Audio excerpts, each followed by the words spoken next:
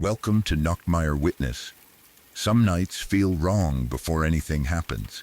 The air feels heavy, the room feels colder, and somewhere in the dark, you get the strange feeling that you are being watched. Tonight, you will hear stories from people who became witnesses to things they never expected to see. Some saw someone standing in the shadows.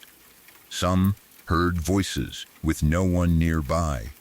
Others found themselves in places that did not feel real at all. Before we begin, leave a comment and tell me where you are listening from tonight. And if you enjoy true scary stories with a slow, dark atmosphere, subscribe to Nachtmeier Witness. Get comfortable. The night has already begun.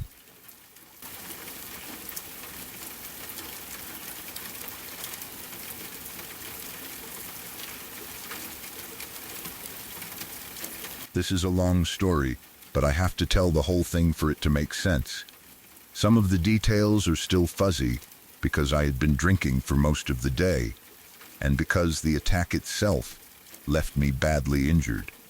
I remember the important parts, though. I remember enough. It happened at a house party. People had started drinking around noon, and by the time night came, almost everyone was wasted. It was one of those parties that kept going long after it should have ended. Music was playing, people were talking too loudly, arguments started and disappeared, and nobody had a clear idea of what time it was anymore. I had been drinking with everyone else for hours. By around 2 in the morning, I knew I was done. I did not want to drive, and I did not feel like staying inside with everyone still shouting and drinking, so I decided to sleep in my friend's truck. It seemed like the safest and easiest option. The truck was parked outside, and I knew I could get my car the next morning when I was sober. I climbed inside, leaned back, and tried to sleep. At that point, I was tired enough that I fell asleep quickly. I do not know how long I was asleep before the truck door suddenly opened. I woke up to someone's fist smashing into my face. The first punch landed before I understood what was happening. Then a second one hit me. There was no warning and no time to protect myself. One moment, I was asleep. The next, someone was standing over me and punching me as hard as he could. The pain was immediate. I did not know it yet, but my jaw had already been broken. At the time, all I felt was a hard shock through my face and head. I got out of the truck angry and confused. My first thought was not fear. It was rage. I wanted to know who had hit me. I was shouting, asking who had done it, and demanding that the person face me. That was how I reacted to things back then. I had a big mouth, a lot of pride, and enough fighting experience to believe I could handle myself. I had received some training, and that gave me even more confidence than I probably deserved. I had been in fights before. My mouth had gotten me into trouble more than once, and I had taken my share of beatings over the years. But this time, I had not started anything. I had been asleep inside a truck. I was innocent. The man who hit me was huge. He was former military and built like someone who had spent years training his body. He was much bigger than me, but in my drunken and angry state, I did not care. Part of me knew it was a terrible idea. Another part of me was already thinking, let's go. I was hurt, embarrassed, and full of pride. I wanted to fight him, even with my jaw already damaged. People from the party stepped between us. They stopped the fight before it could properly begin. Friends held us apart and tried to calm everything down. Maybe they understood how badly it would end for me if I fought him. Maybe they simply did not want more trouble at the house. At first, I was still ready to go. I wanted him to explain why he had opened the truck and hit me. I wanted to hit him back. But after people kept us separated, I decided there was no reason to stay. The party had already turned bad. I had a friend who lived only a few blocks away, so I thought I would walk to his place and sleep there. I could return in the morning and collect my car. That felt like the sensible thing to do. I walked away from the house. The night air helped me wake up slightly, but I was still drunk, angry, and in pain. My jaw felt wrong. I could tell something was damaged, but I did not yet understand how serious it was. I kept walking. The street was mostly quiet. There were streetlights spaced along the road, creating bright areas separated by darkness. I was thinking about reaching my friend's place and getting away from the situation. Then I heard something behind me. At first, I did not know what it was. It sounded like fast footsteps hitting the pavement. I turned and looked back. Under the streetlights, I saw a huge figure running toward me at full speed. It was him, the same man from the party. He was charging straight at me. There was no one holding him back now. I remember thinking, damn it, here we go. I had only a few seconds to prepare. I tried to form a plan. He was much larger and running hard, which meant he had a lot of forward movement. I thought I could duck or slip his first punch, let his own speed carry him closer, and then land a strong right hand. If I timed it perfectly, maybe I could knock him out. That was what I believed. I had enough training to understand the basic idea, but I was drunk, already injured, and facing someone much more powerful than me. The plan never had a chance. He connected first. The punch felt like being hit with a sack of bricks. My knees buckled immediately. The force went through my entire body. I lost my balance and tried to cover my head. Before I could recover, more punches came down. He did not stop after landing the first clean hit. He continued attacking. Every punch carried unbelievable power. I had been hit before. I knew what a hard punch felt like. This was different. Each strike seemed heavy enough to break something. I tried to get up. I tried to protect my face and find an opening. But every time I moved, another punch landed. He stood over me and kept swinging. There was no pause and no sign that he planned to stop. This was not a normal fight anymore. A normal fight has movement in both directions. Both people attack and defend. Someone backs away, someone falls, and the other person may stop. This became one person trying to destroy another person who could barely fight back. I was on the ground, covering myself as well as I could. I kept searching for a gap between his punches. I thought if I could stand, grab him, or land one clean shot, I might change the situation. But his size and strength were too much. Every blow pushed me back down. I could hear bones breaking. That is one of the sounds I remember most. The punches landed, and somewhere inside my face there were sharp cracks and pops. At first, I did not know exactly what was breaking. I only knew my body was being damaged. My jaw had already been fractured in the truck. Now the left side of my face was taking repeated hits. My eye socket, cheek, jaw, and the bones near my temple were all being crushed. The pain became difficult to separate. It was not one clear injury anymore. My whole face felt like it was coming apart. I kept trying to protect myself. I brought my arms up and turned my head, but he continued finding places to hit. The attack seemed to last forever. It may only have been a few minutes, but time moves differently when someone is beating you and you cannot escape. Every second feels long enough to think. I kept wondering when he would stop. I expected him to become tired. I expected someone from the party to catch up and pull him away. I expected one of the punches to be the last. None of that happened quickly enough. At one point, a man from the party came running toward us. He hit my attacker with everything he had. It was a full-force blow meant to stop him.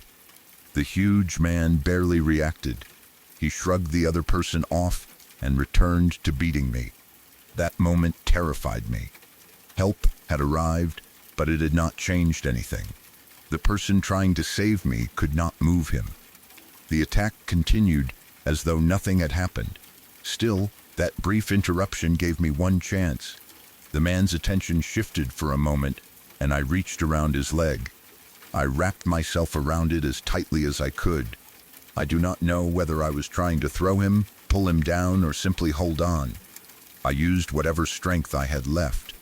Then I heard a loud pop. His knee came out. I knew immediately that something had happened to the joint. For 1 second, I thought I had finally created a way to escape. I believed the pain would force him to stop.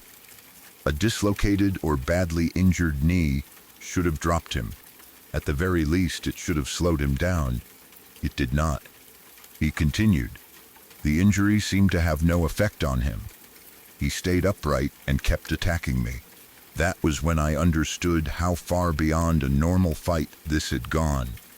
Even with his knee damaged, he was still more focused on hurting me than protecting himself. There was no reasoning with him. There was no opportunity to say I had had enough. He wanted to keep going until I could no longer move. The punches continued. My vision became worse. Blood filled my mouth and throat. Breathing became difficult. I remember looking toward the streetlights at the end of the road. They were blurry and distant. I was choking on blood. The world around me began to fade. I could no longer properly feel every punch. My body was still being hit, but my mind seemed to separate from it. I stopped thinking about fighting back. I stopped searching for an opening. I stopped believing I would escape. That was the most frightening part. At the beginning, I was angry. Then I was focused on surviving. I tried to defend myself, grab his leg, and get away. But eventually, something inside me gave up. I remember accepting that I was probably going to die. There was no dramatic thought or final speech inside my head. It was more like a quiet understanding. This is it. He is not going to stop. I am not getting up. I felt myself resigned to whatever was coming. The fight left me. I had nothing more to give. My body relaxed or stopped responding, and I stared toward those streetlights while blood filled my mouth. I thought I was dying. Then everything went black. For a while, I believed that was the end. I later learned that a friend had thrown himself over my head. He laid his own body across me to protect my face and skull from more punches. That may have saved my life. He could not overpower the attacker, so he used himself as a shield. Instead of pulling the man away, he covered the most damaged part of my body and took the risk that the punches might hit him instead. I do not remember seeing him do it. By then, I was unconscious or close to it. But I know that without him, the man may have continued striking my head until there was nothing left to save. When the attack finally ended, the damage was severe. My jaw was broken in 3 different places. The left side of my face was destroyed. My left orbital bone, the bone around the eye socket, was so badly damaged that an entire piece was gone. Other bones on that side of my face were broken too. The cheek, jaw, and areas near my temple had all taken repeated heavy blows. The doctors later explained how close I had come to dying. There was only about 1/4 of an inch of bone near my temple, still holding the structure of my head together. 2 or 3 more punches could have broken through what remained. The doctor said that if the attack had continued, he would have essentially been punching into my brain. Hearing that made the event feel different. During the attack, I knew I was being badly hurt, but I did not understand the exact danger. Later, the medical explanation showed me how close the line had been. 2 or 3 punches. That was all. If my friend had arrived a few seconds later, or if he had not covered my head, I probably would not have survived. The left side of my face had to be rebuilt. I now have titanium holding parts of it together. Metal replaced what my own bones could no longer support. That is a permanent reminder of what happened. Even after the swelling went down and the wounds healed, the attack remained part of my body. I can feel differences in my face. I know there is titanium beneath the skin. Sometimes weather, pressure, or pain can bring my attention back to it. I do not need to look at photographs to remember. The evidence is still inside me. Recovery was not simple. Severe facial injuries affect almost everything. Eating becomes difficult. Talking hurts. Sleeping can be uncomfortable.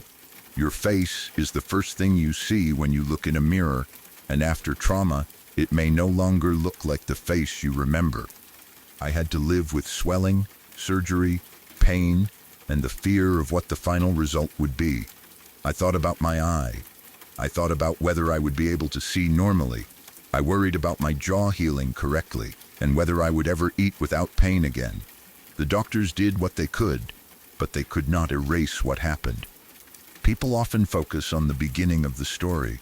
They hear that I was attacked in the truck, challenged a huge former military man, and later got caught by him in the street. They may think it sounds like a wild fight story. Some parts almost sound unreal. The damaged knee that did not slow him down. The friend who hit him and was shrugged off. The titanium face.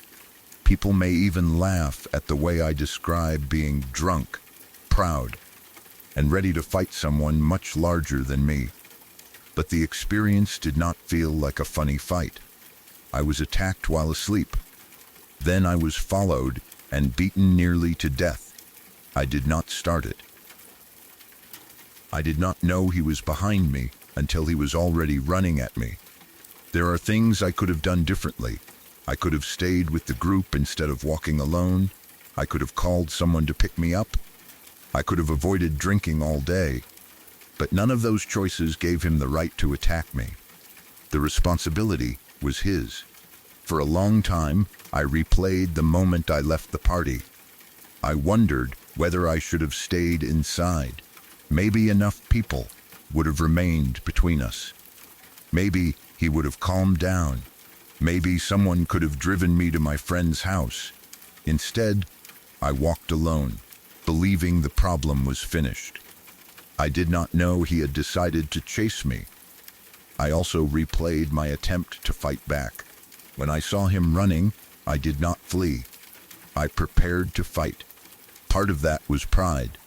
Part of it was the belief that I had no time to escape.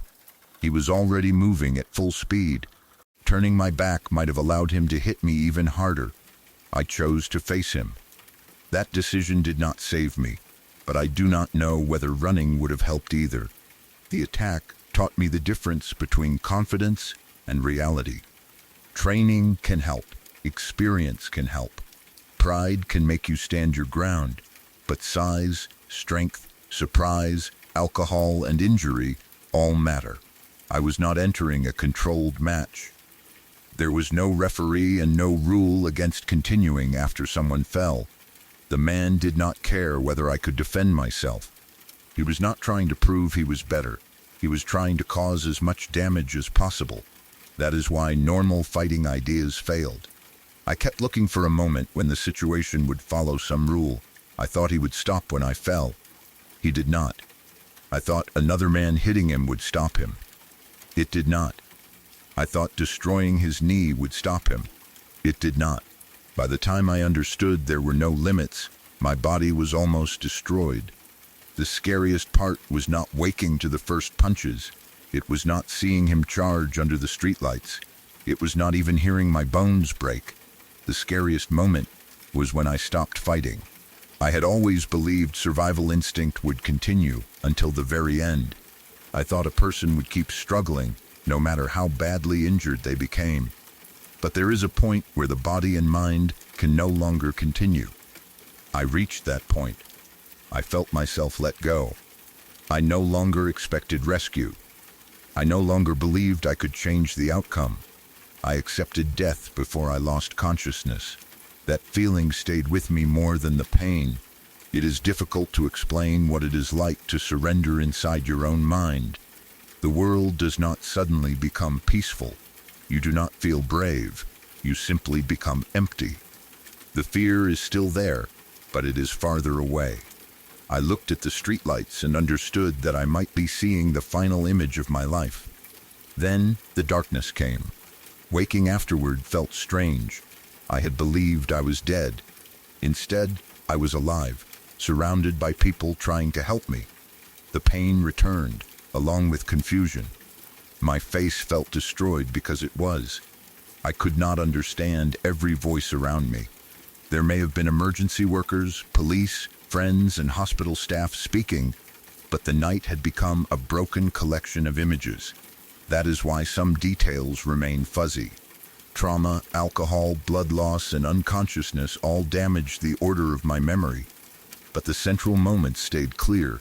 The truck door opening, the fists hitting my face, the huge man being held back, walking away, the sound of someone running behind me, the streetlights showing his frame, the first punch making my knees collapse, the repeated cracks of breaking bones, the pop from his knee, the fact that he still did not stop, and the final view of those lights while I choked on blood. I later understood how much courage it took for my friend to cover my head. He knew how strong the attacker was. He had seen another man hit him without effect. He knew he could be badly injured, too. Still, he laid himself over me. He protected someone who could no longer protect himself. That action probably gave the bones around my brain the few seconds they needed. I owe him more than I can properly explain. People sometimes call someone a hero too easily. In that moment, my friend truly was one. He did not have a weapon or the strength to win the fight. He used the only thing he had left, his own body. Without him, the doctors might never have had the chance to rebuild my face. I might have died on that street. The attack changed the way I understood violence. Before it happened, I had been in fights. I knew punches hurt, and I understood that someone could be knocked unconscious. But I still carried a certain casual attitude toward fighting. My big mouth had gotten me beaten before, and I often treated those experiences like stories. A fight was painful, but it ended. You healed, joked about it, and moved on. After this, I understood how easily a fight becomes murder. There is no special line that announces when the danger changes. One person falls, another keeps swinging. A bone breaks, the head hits the ground. Within seconds, something that began as anger becomes permanent. I no longer see street fights as harmless tests of pride. The human face and skull are not designed to absorb endless punches. The ground does not care how tough you believe you are. A person can die because someone refuses to stop. I survived, but survival did not mean I returned to normal immediately. There was physical healing, but also mental recovery. I thought about the attack at night. I reacted to footsteps behind me. Seeing a large man moving quickly could make my body tense before I understood why. Being approached while sleeping or sitting in a vehicle felt unsafe. Part of me remained on that road, waiting for the next punch. I also struggled with the humiliation of being unable to stop him. Logically, I knew the situation was unfair. I was drunk, injured, surprised, and facing someone much larger. But pride does not listen to logic. I remembered every failed attempt to stand.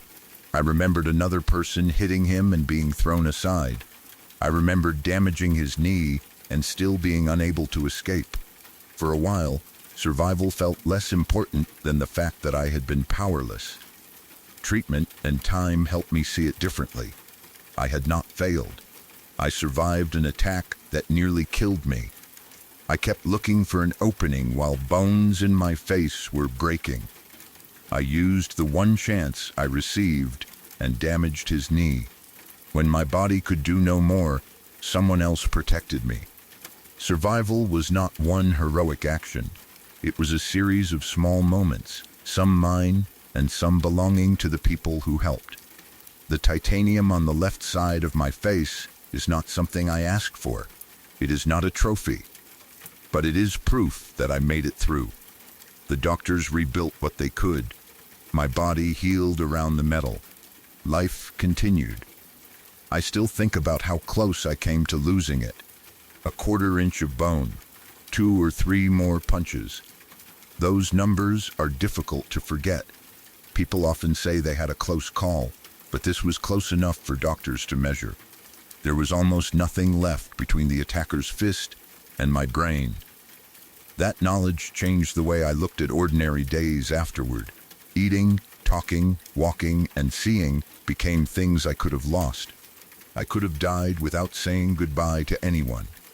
I could have become a story people told about a party that went too far. Instead, I lived. The memories remain, but so does the life that came after them. I do not tell the story to show how tough I was. There is nothing tough about lying on the pavement, unable to protect your own head. I tell it because people misunderstand how quickly violence can become final. They think pride demands that they fight. They believe training means they can handle anyone. They imagine a larger person will stop once they are down. None of those things are guaranteed. I had training. I had pride. I had experience. None of it mattered once a man with greater size and power decided not to stop. The smartest choice is usually to leave before violence begins. I tried to leave, but I did not leave safely enough. I walked alone because I believed the danger had passed. It had not. Now I understand that separating people for a few minutes does not always end the threat. Anger can follow you down the street. That night began with everyone drinking at noon. It moved through hours of noise and bad decisions. At 2 in the morning, I decided I was finished and went to sleep in a truck. I woke to 2 punches and a broken jaw. I tried to confront the man, but others stopped the fight. I walked away. He followed. Under the streetlights, I saw him running at full speed. I prepared to counter him. He hit me first. Then he kept hitting me until my face was shattered and I stopped fighting. A friend covered my head. Doctors rebuilt the left side of my face with titanium. I survived by only a few punches. When I think about the attack now, I do not focus most on the man's strength or the damage he caused. I remember the final seconds before everything went black. I remember looking at the streetlights. I remember blood in my throat. I remember the strange, quiet feeling when my mind understood I could not continue. That was the moment that truly terrified me, not because I believed death was possible, because I had accepted it. I stopped searching for a way out. I stopped fighting, and for a few seconds, before my friend covered my head, I believed I was already gone.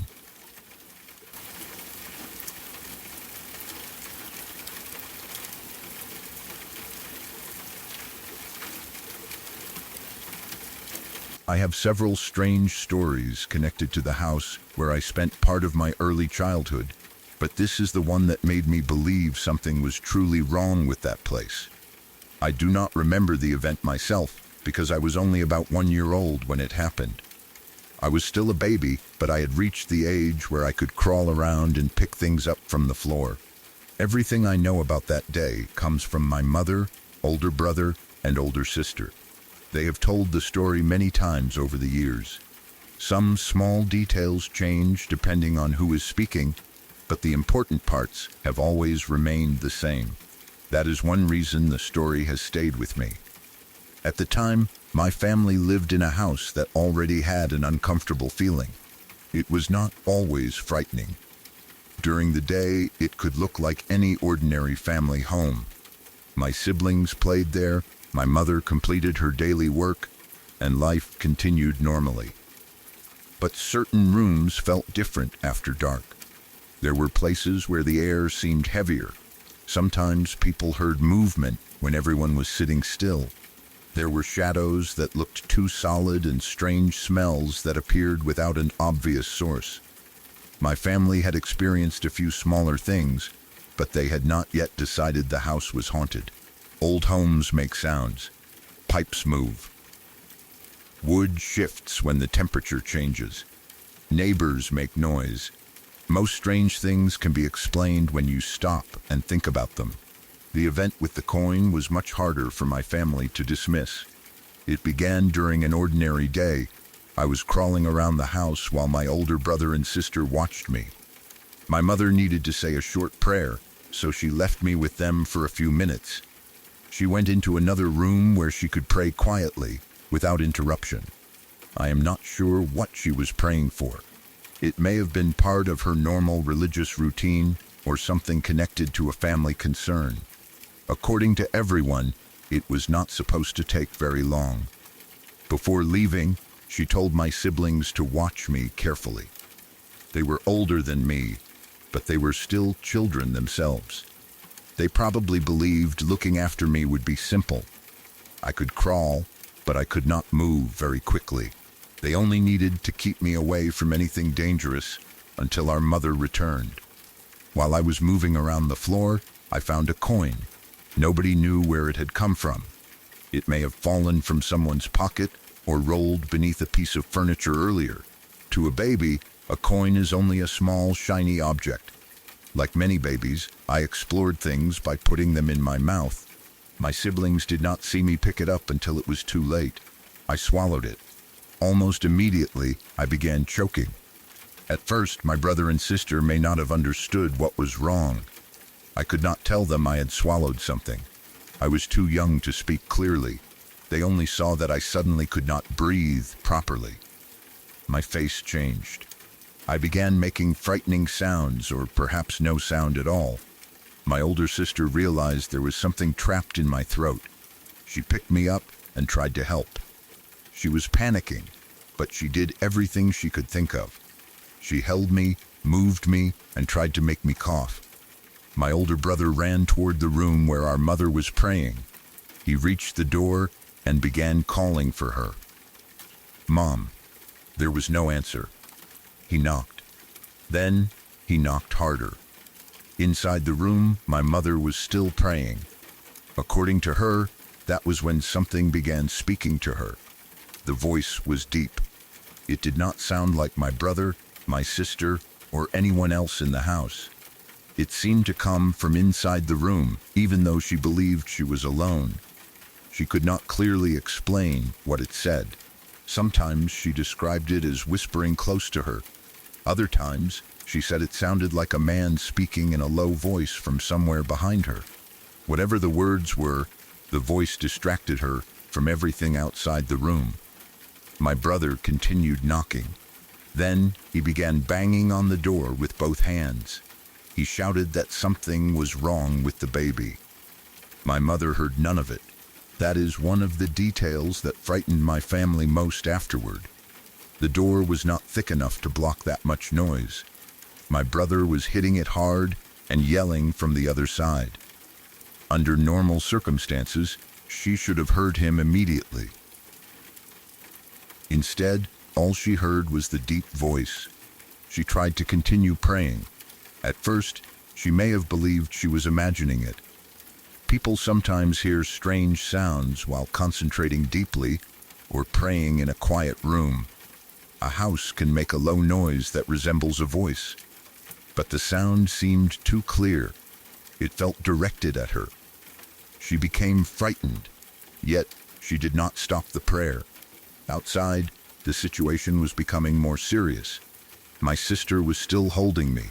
I could not breathe. She tried to reach inside my mouth and remove whatever was trapped. She placed her finger into my throat, hoping to pull the object out or make me throw it up. She was only a child trying to save her younger sibling. She did not know the safest method. She only knew I was choking and that our mother was not coming. My brother kept trying to open the prayer room door. He later said it was not locked. He could turn the handle normally. The mechanism moved, but the door would not open. It felt as though someone on the other side was holding it shut. He pushed harder. Nothing happened. He called my mother again. Still, she did not respond. Inside, my mother finished the first prayer and opened her eyes. That was when she saw the man. She described him as extremely tall. He stood inside the room with her, even though she had not heard anyone enter. His appearance was horrifying. She did not like giving too many details about his face. Sometimes people asked her exactly what he looked like, but she would become uncomfortable and stop speaking. She only said that he did not look normal. His body seemed too tall for the room. His face looked wrong. The sight of him filled her with immediate fear. She believed he was not human. My mother froze. The room suddenly felt unbearably hot. It was not the normal warmth of a closed room. She said it felt like standing near a fire. The air became heavy and difficult to breathe. Then she noticed the smell. It was terrible. She described it as something rotten, burned, or completely unclean. It filled the entire room. The voice had stopped, but the figure remained. Outside, my brother continued banging on the door. My sister was still trying to save me. At some point, she left me for a moment, or moved closer to the door with my brother, hoping both of them calling together would finally get our mother's attention. They shouted. They hit the door. My mother heard none of it. Her attention remained fixed on the tall figure. She closed her eyes again and began praying for it to leave. She did not know what else to do. She was terrified, but she believed stopping the prayer would make the situation worse. She continued speaking the words, asking for protection and for whatever stood in the room to go away. The heat remained. The smell remained. She felt the figure watching her. She did not want to open her eyes again. My brother and sister were now both at the door. They were crying and shouting. My sister kept returning to me, trying to make me breathe, then running back to the door. My brother pushed with all his strength. The handle still turned, but the door remained closed. He later said it did not feel locked. It felt blocked. Something prevented the door from moving, even though there was no furniture against it. Inside, my mother continued praying. Then the presence disappeared. She did not see it walk toward a door or slowly fade. It was simply gone. The room began cooling.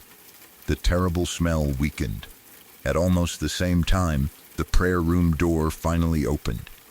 My brother had been pushing against it, and suddenly there was no resistance. He rushed inside and told my mother I was choking. The change in her expression must have been immediate. Only seconds earlier, she believed she had been trapped with something horrifying. Now she learned her baby could not breathe. She ran to me. My sister was still holding me and crying. My face may have been changing color by then. I do not know exactly how long the coin had been trapped, but to my siblings, it felt like forever. My mother took me and tried to remove it. The family's descriptions of what she did are not perfectly clear. She may have positioned me differently, struck my back, or reached into my mouth. Everyone was panicking. What they all agree on is that she did something quickly, and the coin suddenly flew out. It landed on the floor. I began breathing again. My family stared at the coin. Such a small object had nearly killed me. My sister started crying harder once she knew I was safe. My brother kept explaining what had happened at the door. He told our mother that he had been shouting and banging the entire time. He said the handle moved, but the door would not open. My mother told them she had not heard anything. Not one knock, not one shout. The only sound she heard was the deep voice in the room. Then she described the tall man she had seen after finishing the prayer. My brother and sister had not seen the figure. They only knew their mother had been trapped behind a door that should have opened. My mother had no explanation for why she could not hear them. The prayer room was not far away. The house was not large enough for the noise to disappear completely. My brother had been hitting the door hard enough to hurt his hands. My sister had been crying and calling out. Yet inside, my mother heard only the voice. The timing made everything worse. While I was choking, something seemed to isolate her from the rest of the house. It kept the door closed. It covered the sound of her children. It appeared in front of her at the exact moment we needed her help. My family began to believe it had done this intentionally. Perhaps it wanted to distract my mother long enough for me to die. That is the darkest interpretation of the story, and the one that frightened my siblings for years. A more ordinary explanation is possible. My mother may have entered a deep state of concentration while praying and failed to notice the first knocks. Panic can change how people remember time and sound. The door may have become stuck because of humidity, an old frame, or pressure from the way it was being pushed. The tall figure could have been a stress reaction, religious vision, or shadow in the room. The heat and smell may have come from wiring, a nearby appliance, or something connected to the house. The coin came out because my mother successfully helped me after arriving. Each detail can be explained separately. But to my family, the events happened too closely together to feel separate. My mother heard an unknown voice. She saw a terrifying man. The room became extremely hot and filled with a foul smell. At the same time, my brother could not open an unlocked door. My siblings could not make my mother hear them, and I was choking only a short distance away. Once the figure disappeared, the door opened immediately. That sequence convinced them something was inside the house. My mother blamed herself for leaving us, even though she had only stepped away for a short prayer. My sister blamed herself for not seeing the coin sooner. My brother felt guilty that he could not force the door open. None of them had done anything wrong. They were a family caught in a sudden emergency. My mother trusted the older children to watch me for a few minutes. My siblings tried desperately to save me. The responsibility belonged to no one. Still, the memory affected all of them. After that day, my mother became much more careful about small objects on the floor. Coins, buttons, and anything else that could fit into a child's mouth were removed immediately. She also stopped closing herself inside that room when she prayed. For a while, she asked someone to remain nearby. She did not want to be isolated again. My brother avoided touching the door whenever possible. He remembered how easily the handle turned while the door itself refused to move. He said he had never felt resistance like that before or after. It was not the feeling of a lock. It was like pushing against the weight of a person on the other side. My sister remained frightened that the tall figure might return. Although she never saw it herself, she believed our mother. She had witnessed the result. She had seen our mother come out of the room terrified and confused. She had smelled something unusual after the door opened. She had also experienced the most immediate danger because she was holding me while I choked. For her, the supernatural part and the emergency became permanently connected. The family did not move immediately. Leaving a house is not always easy. People need money, somewhere else to live, and time to arrange everything. Even after a frightening event, normal responsibilities continue. My parents may also have hoped it would never happen again. Perhaps they convinced themselves stress had made the event appear worse than it was. Then 2 or 3 more strange incidents happened. I do not know every detail of those later events, or perhaps I have heard too many versions over the years to remember them clearly. They involved the same feeling that something was in the house. There were unexplained sounds, movements, or moments when family members felt watched. Each new incident reminded them of the prayer room. Eventually, my family decided they had experienced enough. We moved. I was still very young, so I do not remember packing or leaving. To me, the house exists only through stories and the fear in my family's voices when they describe it. I have sometimes asked my mother whether she believes the tall man was real. She says yes. She does not describe it as a dream. She says she was awake and praying. She remembers the voice, the heat, the smell, and the figure in front of her. Most importantly, she remembers being unable to hear my brother while he was desperately trying to tell her I was dying. That is the part that still upsets her most. She believes something tried to keep her away from me. My brother also remains certain that the door was not locked. He could move the handle. He checked it again after everything ended. Nothing was broken. The door opened normally. It did not continue sticking. There was no object behind it. My sister remembers the coin and how difficult it was to help me.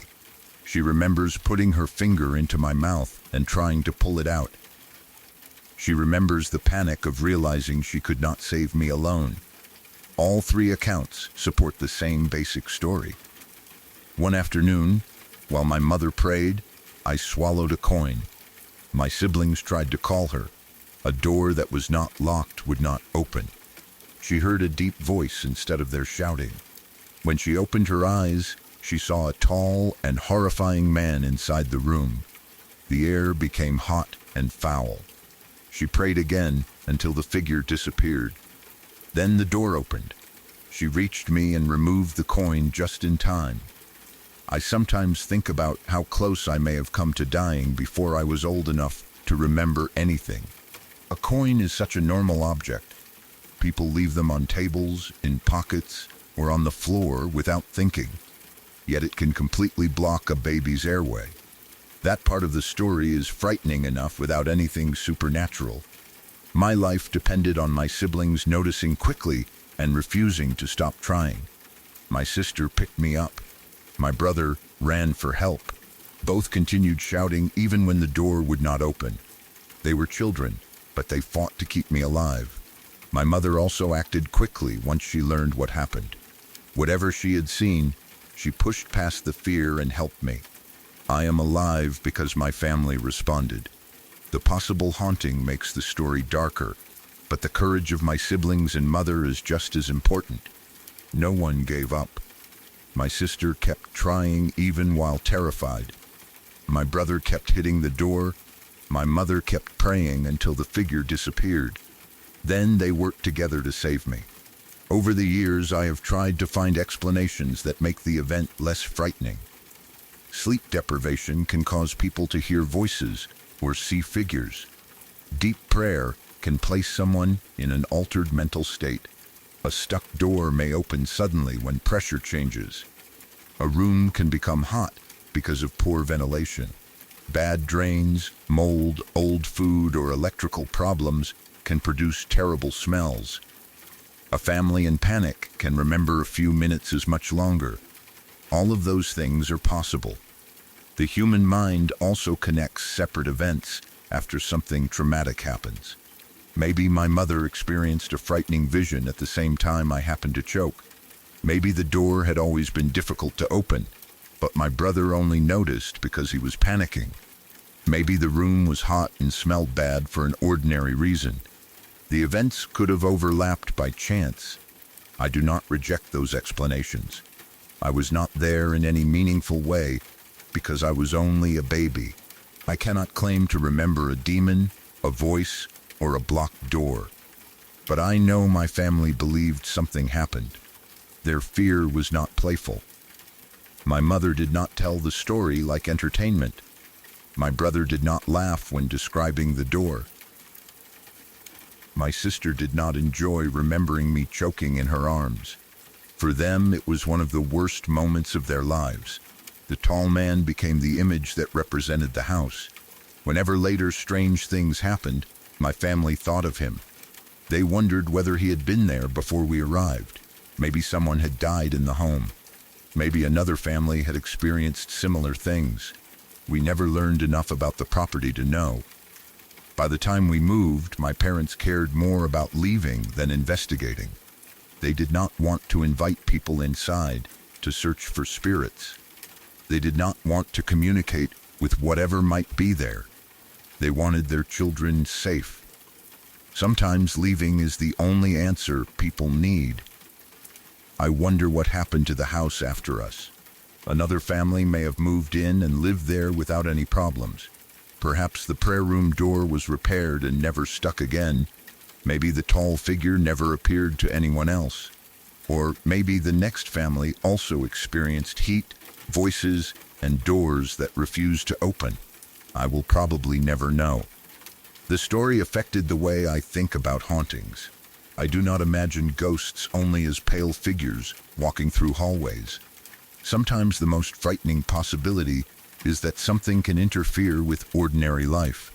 A door does not open when someone needs help. A voice prevents a mother from hearing her children. A figure appears during prayer while a baby is choking nearby. The danger is not only seeing something strange, it is the possibility that the thing can act. That is what made my family believe. The figure did not simply stand at the end of a hallway. Its appearance happened while the door was blocked and my mother was isolated. Whether the connection was real or created by panic, it felt intentional. Years later, my siblings still remind me that I nearly died because of that coin. Sometimes they tell the story jokingly, especially when talking about how much trouble I caused even as a baby. But the humor disappears when the conversation reaches the prayer room. Then, their expressions change. My brother talks about the handle moving in his hand. My sister talks about trying to reach the coin. My mother talks about the deep voice and the terrible smell. None of them can fully explain what happened. I do not know whether I believe every detail was supernatural. Memories change after many years. Fear adds shapes to shadows. People fill gaps without realizing it.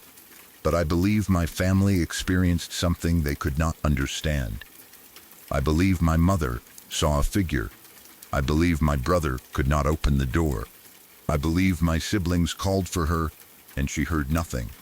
And I know I swallowed a coin and almost died. The family stayed in the house for a while longer, but the fear never completely left.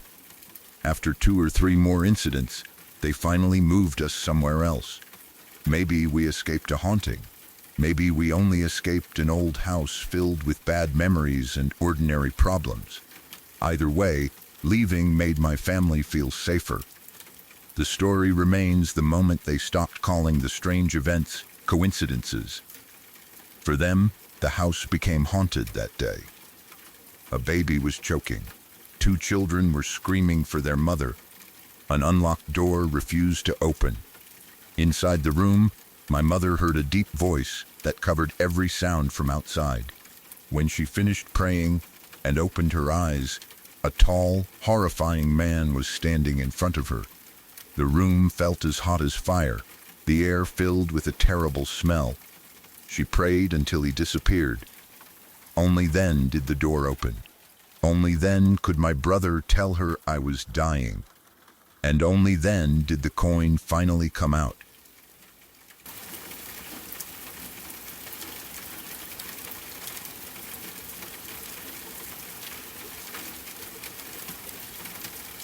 Before the next witness tells their story, take a moment to subscribe to Nachtmeyer Witness.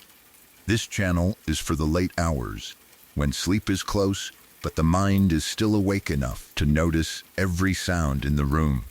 New true stories arrive here for anyone drawn to strange encounters, uneasy memories, and nights that never felt normal again. Leave a like if the stories have pulled you in so far. Now, let's return to the darkness.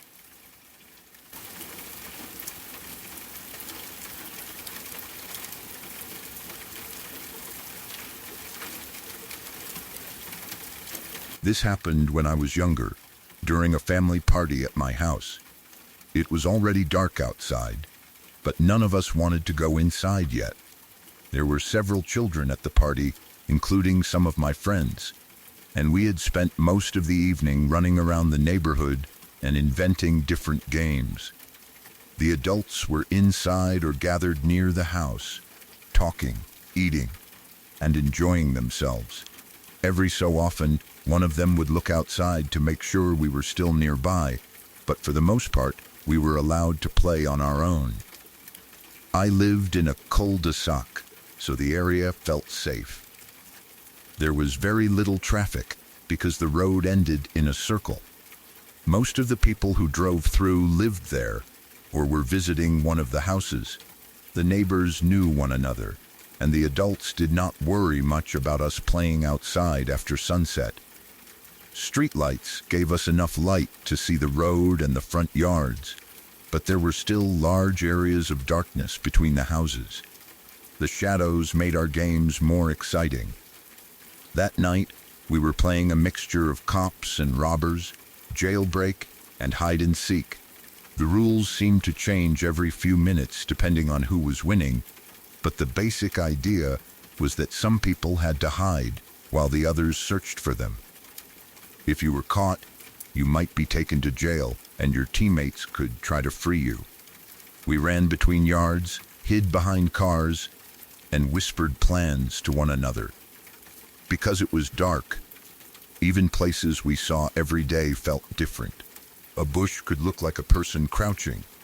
A mailbox could become someone waiting beside the road. Every small noise made us stop and wonder whether one of the seekers had found us. One of my neighbors had a small patch of woods beside his house. It was not a huge forest. During the day, it looked like a group of trees and thick plants separating a few properties. There were probably animals living there, and children sometimes walked near the edge, but it was not the kind of place where anyone expected to get lost. At night, however, it looked much larger. The trees blocked the streetlights, and the space beneath them became completely dark. You could not see more than a few feet past the first row of trunks. The woods always made the neighborhood feel as though it ended there. On one side, there were houses, lawns, cars, and people. On the other, there was only darkness. During the game, my group needed to find a good hiding place. There were 3 people searching for us, and they were already checking the usual locations near my house. If we hid behind a bush or car in the front yard, they would find us quickly. Someone suggested the bed of a pickup truck parked beside the woods. The truck belonged to my friend's parents.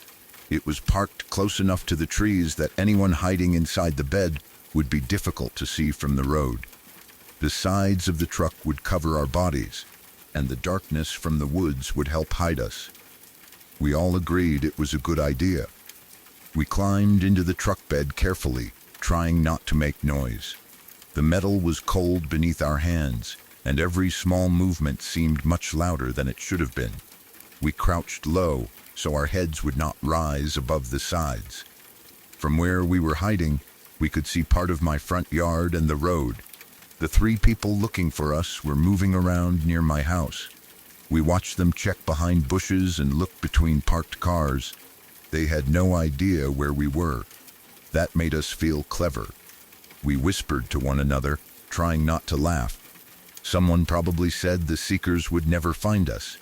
Another person warned everyone to stay down. The game felt exciting, and for a few minutes, the woods beside the truck did not bother us. Our attention was focused on the people in my yard. We could see them, which meant we knew exactly where the danger in the game was. Then I heard something behind us. At first, I thought it was one of my friends breathing too loudly.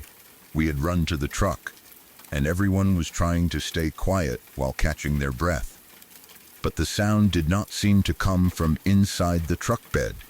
It came from the woods. I stopped whispering and listened.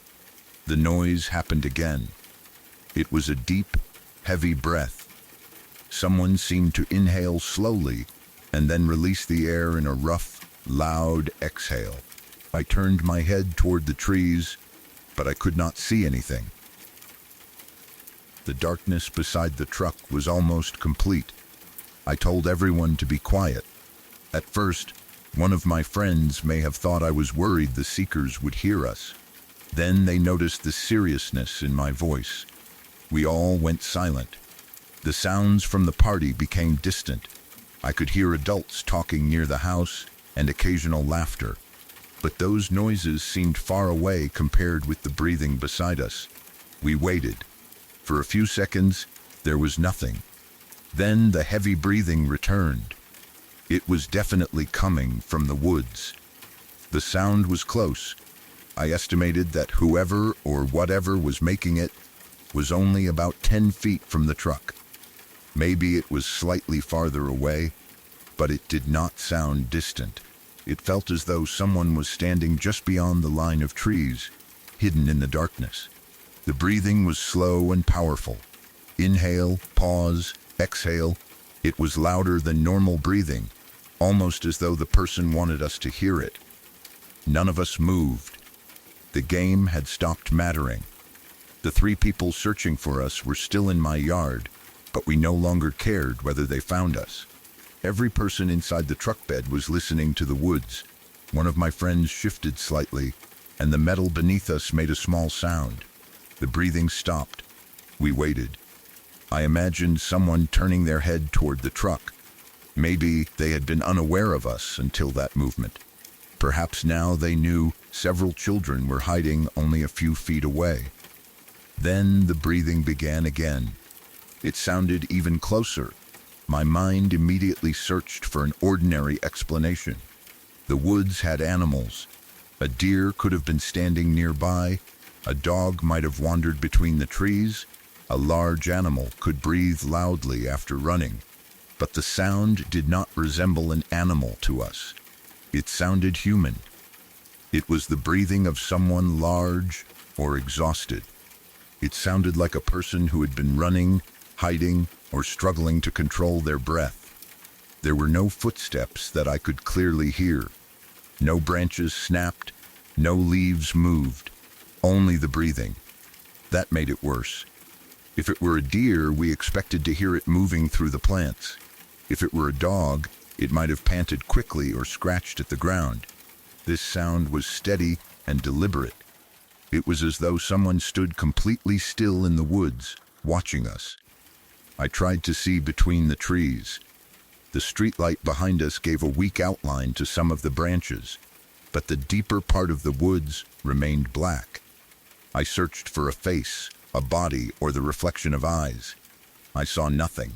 The person could have been crouching. They could have been behind a tree. They might have been close enough to reach the truck within seconds. None of us wanted to climb out, because leaving the truck meant standing in the open beside the woods. At the same time, remaining there felt dangerous. The sides of the truck that had made it a good hiding place now made us feel trapped. We could not see what was beside us. If someone reached over the side, there would be nowhere to move. We did not know whether the sound came from a stranger, an adult from the party, or someone trying to scare us. One of our older relatives might have followed us and hidden in the trees as a joke. That possibility should have made me feel better. It did not. The breathing sounded too strange. There was no laughter. Nobody whispered our names or jumped out to scare us. The person only remained in the darkness, breathing heavily. I thought about calling out. I could have asked, "Who's there?" But I was afraid of receiving an answer. If it were one of the adults, they would probably respond normally. If it were a stranger, speaking would confirm our exact location. And if it were something else, I did not want it to know we were aware of it. We stayed silent. The breathing continued. I do not know how long we listened. It may have been less than a minute, but fear made it feel much longer. Each breath seemed separated by enough silence for us to hope the person had gone. Then the next one came. The sound was too close and too clear to ignore. One of my friends quietly said that we should leave. Nobody disagreed. We did not make a careful plan. We did not decide who would go first or whether we should move away from the woods before running. Fear took over all of us at once. We jumped out of the truck. The sudden movement made the truck shake. Feet hit the ground. Someone nearly fell while climbing over the side. The moment I landed, I ran. I did not look into the woods. I did not wait to see whether anything followed us. All of us sprinted toward my house. The three people who had been searching for us saw us running and probably thought they had won the game. Then they noticed our faces and realized something was wrong. We did not stop to explain outside. We rushed through the door and entered the house. The light, noise, and presence of adults immediately made the place feel safer.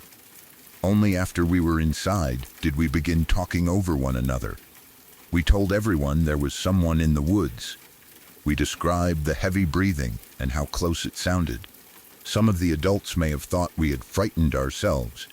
Children playing hide and seek at night can easily mistake normal sounds for something dangerous.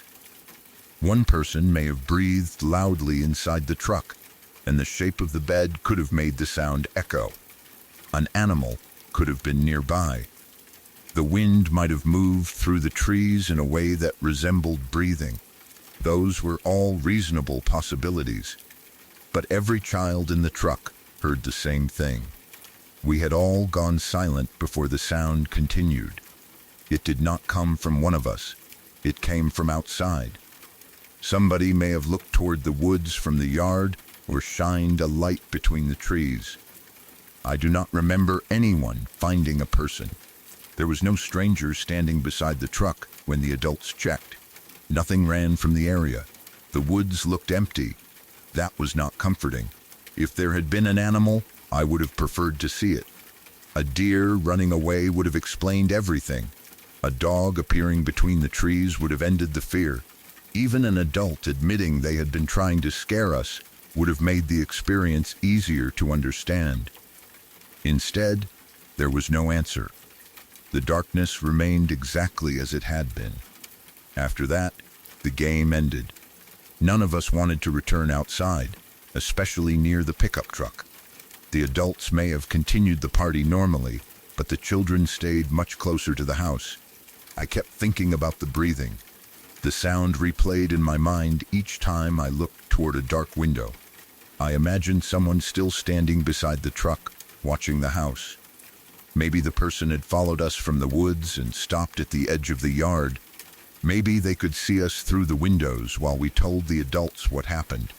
The neighborhood no longer felt as safe as it had earlier.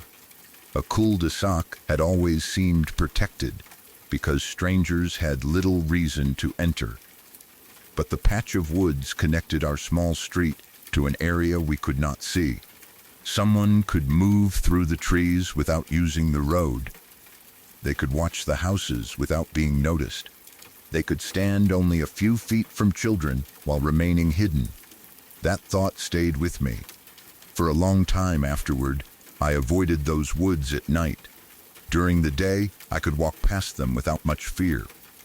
Sunlight revealed the small size of the area.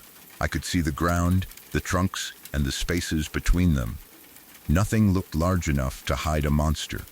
But at night, the same patch of trees became a wall. I remembered sitting in the truck and hearing something breathe beyond it.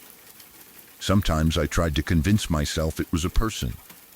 Maybe someone had been walking through the woods and stopped when they heard us. They could have been drunk, homeless, or simply a neighbor taking a shortcut. If they were out of breath, the heavy breathing would make sense. But why did they not speak? Why did they remain so close without moving? Why did the breathing seem to continue after they must have known we were listening? A normal person would probably have stepped away or announced themselves. Unless they wanted to frighten us, that possibility was almost worse. A stranger may have been standing in the woods, intentionally breathing loudly while a group of children hid nearby. They may have waited to see how long we would remain. They might have followed us if we had stayed. I wondered what would have happened if we had looked over the side of the truck. Would we have seen a man standing between the trees? Would he have been facing us? Would he have run, smiled, or come closer?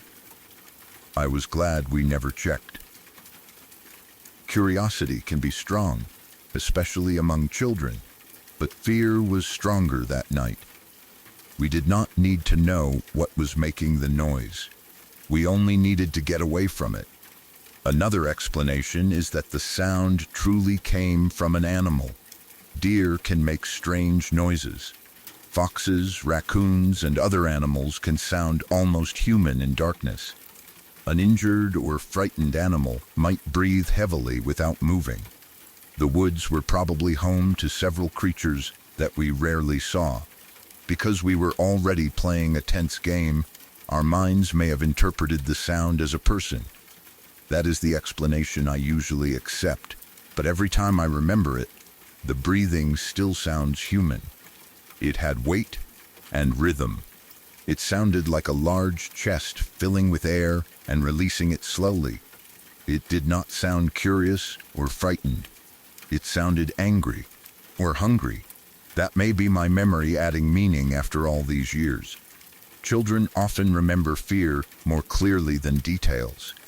The sound may have been less dramatic than I now imagine. The distance may have been farther than 10 feet. The breathing may only have lasted a few seconds. Memory changes, but the feeling remains. We knew something was close. We knew we could not see it. And every one of us made the same decision to run. There is also the possibility that someone from the party followed us as a joke and never admitted it. Adults and older children sometimes enjoy frightening younger kids. They may have hidden in the woods and breathed loudly, expecting us to scream. If so, the joke worked too well. But nobody ever confessed. Usually, the person responsible eventually laughs and reveals themselves. They want credit for causing the fear. In this case, no one did. The people searching for us had remained in the front yard where we could see them. The adults were around the house. As far as we knew, nobody else had followed us. The breathing belonged to someone who was not part of the game. The location made the event especially unsettling. The truck was parked directly beside the trees. We had chosen it because we believed the woods would hide us. They did, but they may also have hidden something from us. While we watched the 3 people searching in my yard, something else could have been watching from behind the truck. We thought we were the ones hiding. Perhaps we had climbed into the hiding place of someone else. That thought did not occur to me until later. At the time, I only knew we were concealed from the game. We never checked the woods before getting into the truck. We did not shine a light or look between the trees. We assumed they were empty because they usually seemed empty. If a person had already been standing there, we climbed within 10 feet of them without noticing. Maybe the breathing did not begin suddenly. Maybe it had been there the entire time, hidden beneath our whispering and the sounds of the party. It was only when we became quiet that I heard it. The person may have been listening to us before we listened to them. That is the detail that still gives me the strongest feeling of fear. Someone could have known exactly where we were while we believed we had found the perfect hiding place. I think about how the sound stopped when one of us shifted. Whoever made it may have reacted to the noise. Perhaps they held their breath. Then, once we became silent again, they resumed. That suggests awareness. An animal can pause when startled, of course, but so can a person trying not to be discovered. We did not hear it move closer, but we also did not wait long enough to find out whether it would. Running was the correct choice. People sometimes say we should have looked. They want to know what was there. But when you are a child in darkness, curiosity is not worth the risk. If it was an animal, leaving protected us from being bitten or attacked. If it was a stranger, leaving prevented them from approaching us while we were trapped in the truck bed. If it was something we could not explain, I am even more grateful we did not stay. Nothing chased us. At least, we never saw anything behind us. We reached the house safely and remained there. The breathing did not return that night. There were no strange footprints found near the truck, no damaged plants, and no report of a person hiding in the neighborhood. The event ended without evidence. That is why it remains only a creepy childhood memory instead of something we could prove. But I was not alone. My friends heard it too. We all became silent together. We all recognized that the sound came from the woods. And we all ran at the same time. Years later, I still remember the contrast between the beginning and the end of that game. At first, we were laughing and whispering in the pickup truck, proud of our hiding place. We could see the seekers moving around my front yard and knew they would never find us. Then, one sound changed everything. A deep breath came from the darkness behind us. The game disappeared. The truck stopped feeling safe. The woods seemed to move closer. I remember the metal edge beneath my hands as I climbed out. I remember my feet hitting the ground. I remember running without looking back. Most of all, I remember the sound itself. Slow, heavy, close. Someone or something was standing about 10 feet away, breathing loudly enough for all of us to hear. We never saw what it was, and I think that is the only reason the memory still frightens me. Had we seen an animal, the mystery would have ended.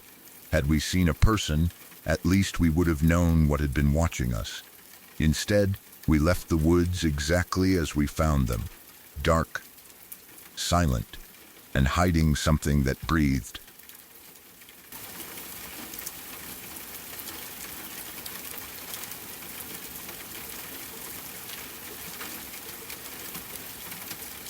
I used to attend a small high school in Quebec before my parents and I moved to Ontario.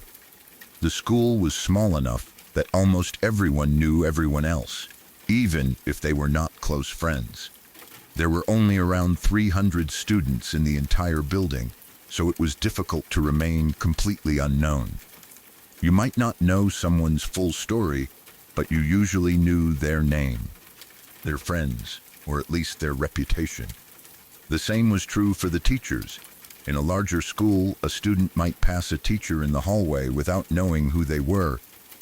At our school, nearly every student knew every member of staff. We knew which teachers were strict, which ones were easy to talk to, and which ones would allow the class to get slightly off topic if the conversation was interesting enough. News traveled quickly there.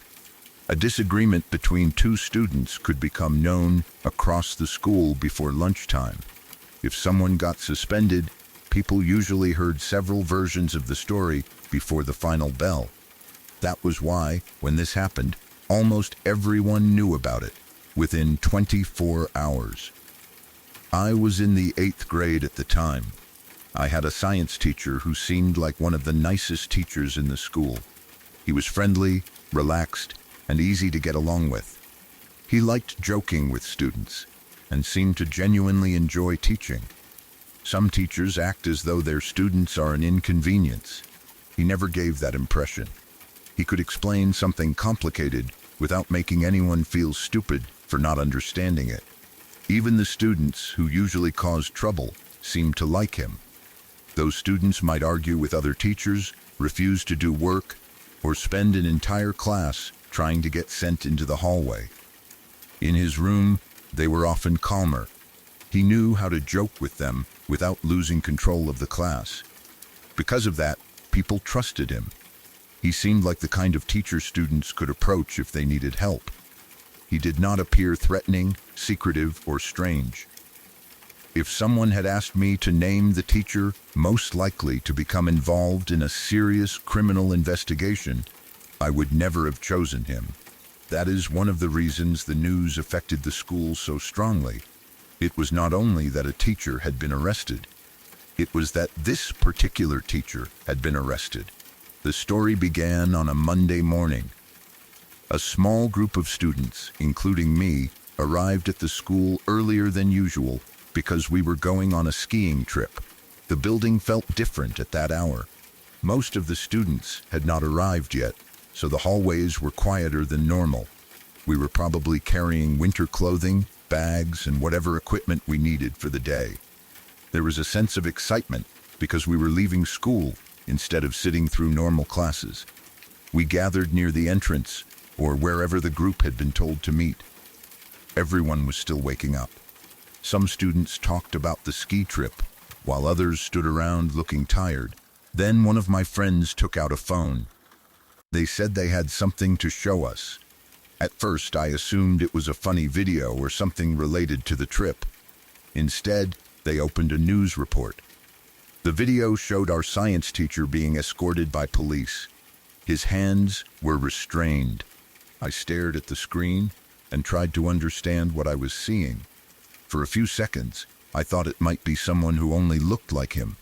The video quality on phones was not always perfect, and the idea that our teacher had been arrested seemed impossible. Then, the image became clear enough. It was him. The friendly science teacher who joked with us in class was being led away in handcuffs. The people standing around the phone became quiet.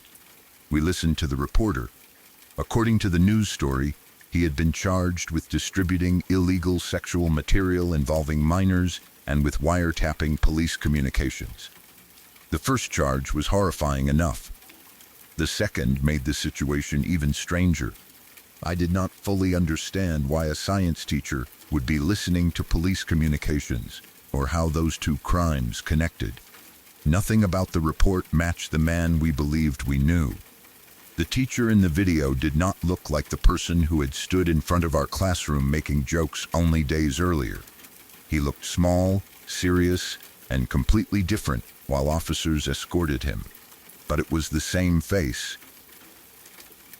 I felt disbelief before I felt fear. My mind kept searching for a mistake. Maybe the reporter had the wrong information. Maybe he had been accused but would later be cleared. Maybe someone had used his computer or involved him in something without his knowledge.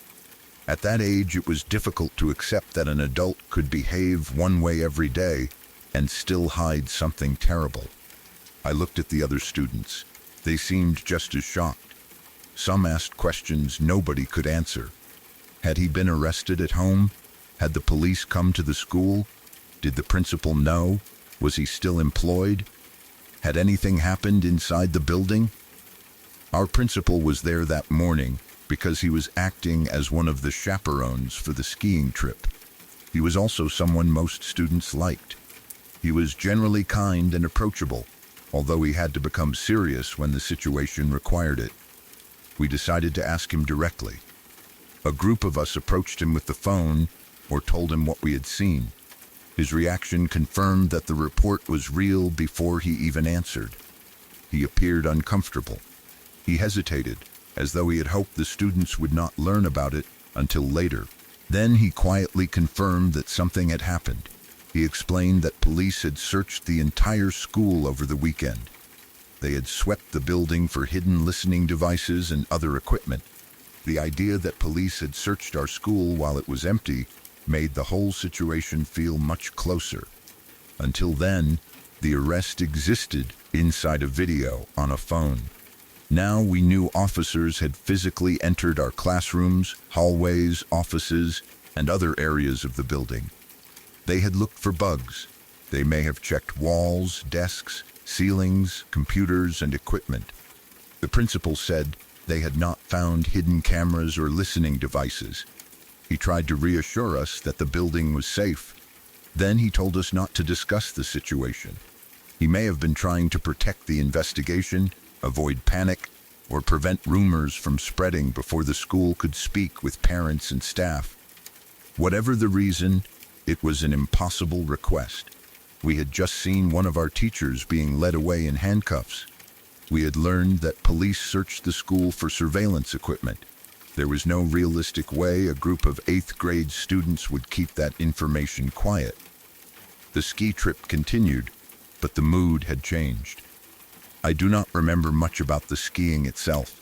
What I remember is thinking about the news report and the school. I wondered whether the teacher had ever watched students secretly. The principal said no cameras had been found, but the fact that police had searched for them meant the possibility had been serious enough to investigate. I thought about the science classroom. I imagined hidden devices inside equipment, vents, or walls. Even though none were found, ordinary objects suddenly felt suspicious. I also thought about the wiretapping charge. Had he listened to police to learn whether they were investigating him? Had he used a radio, scanner, or other equipment? Was he trying to avoid being caught?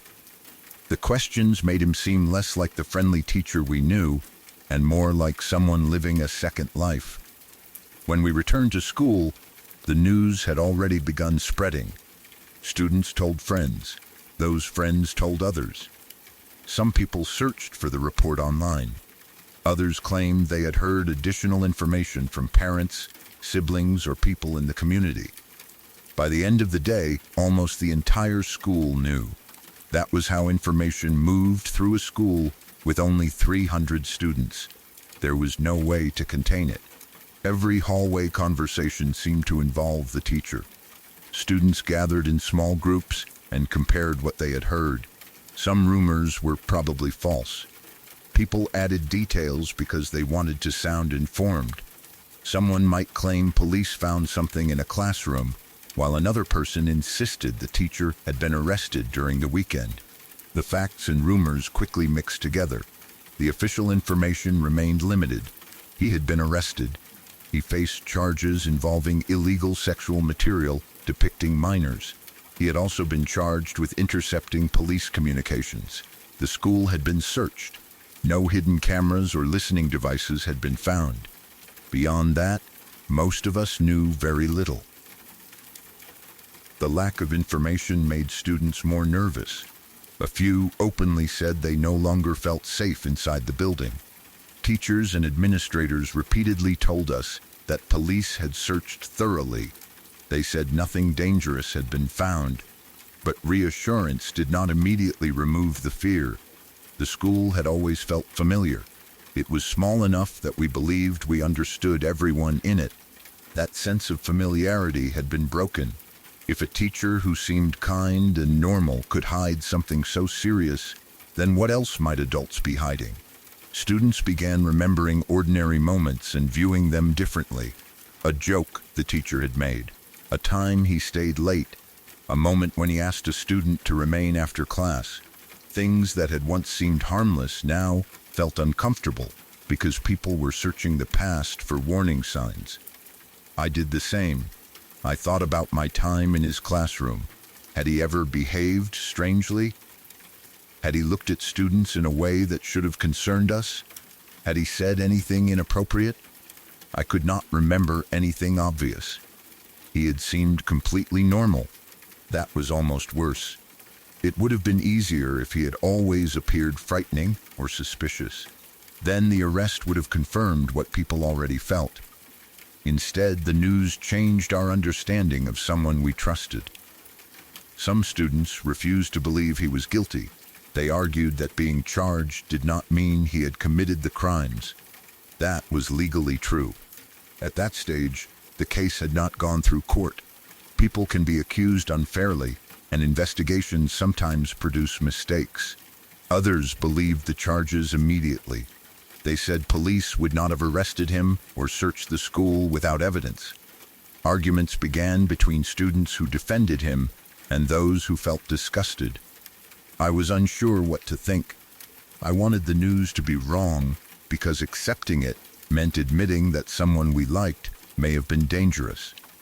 But the handcuffs, the police search, and the principal's reaction made the situation difficult to dismiss. His absence from school became noticeable. Another teacher had to cover his classes or the schedule changed.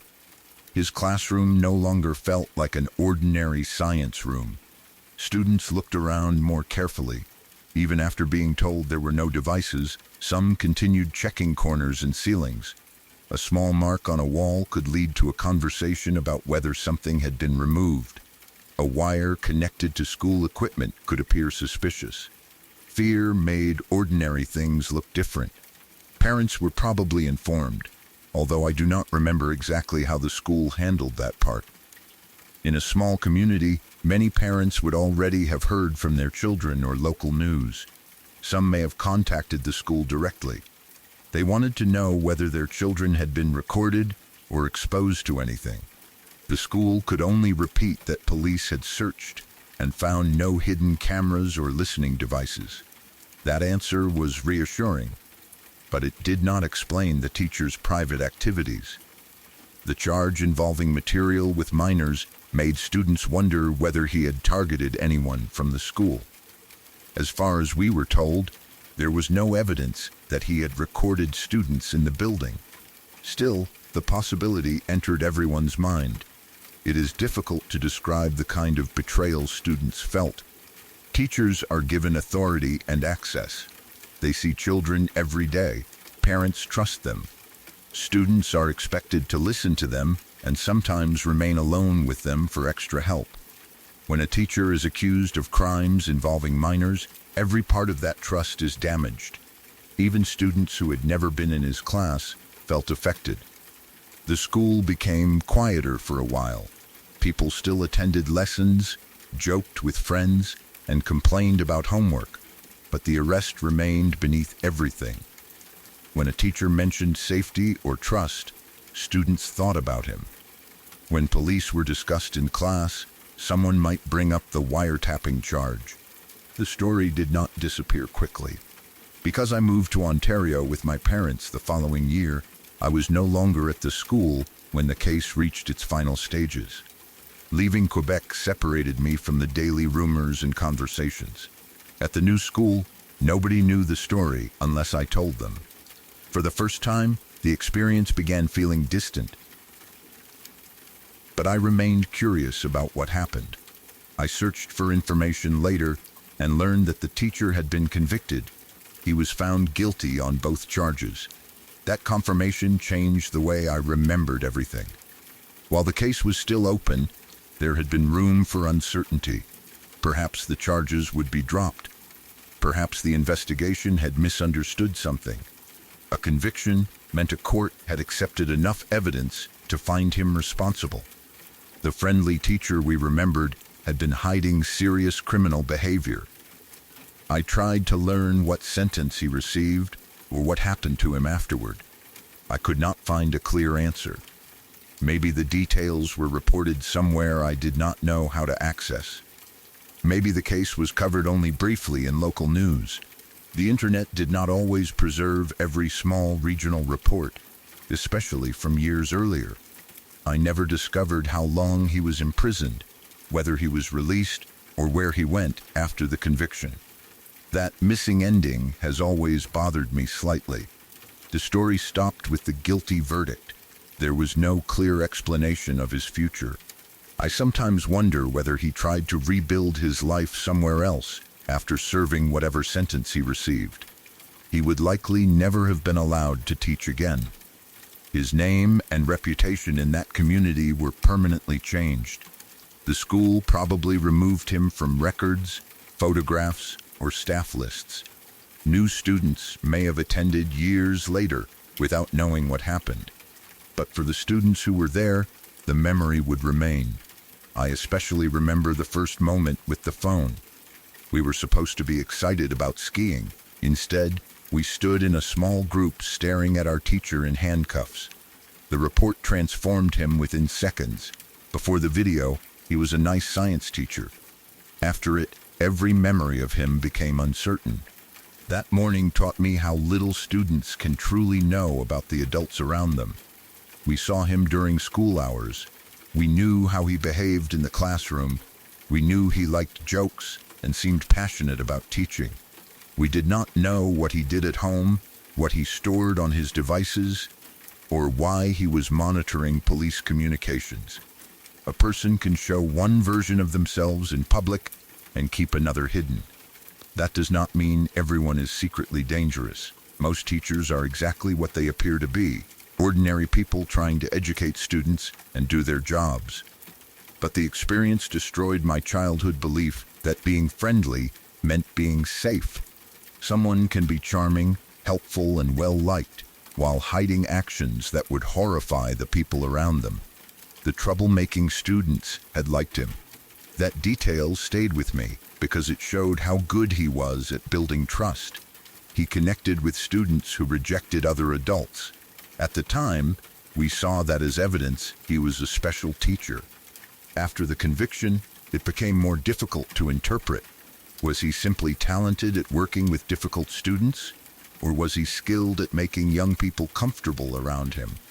I cannot know his intentions in every classroom interaction. It would be unfair to claim every kind moment had a hidden purpose. But once trust is broken, even positive memories become complicated. I also thought about our principal. He had been placed in an impossible position that Monday morning. He was responsible for taking students on a skiing trip while also dealing with a criminal investigation involving a teacher. He had probably spent the weekend speaking with police, school officials, and worried staff members. Then, a group of 8th grade students confronted him with a news video before the school had fully addressed the situation. His hesitation made sense. He may not have known how much he was legally allowed to tell us.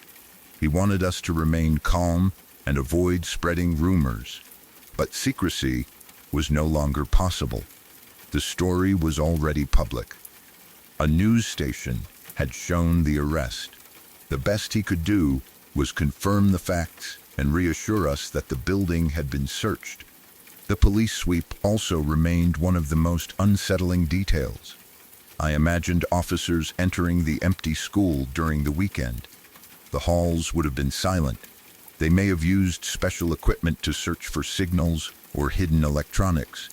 They likely checked classrooms, offices, bathrooms, storage spaces, and common areas.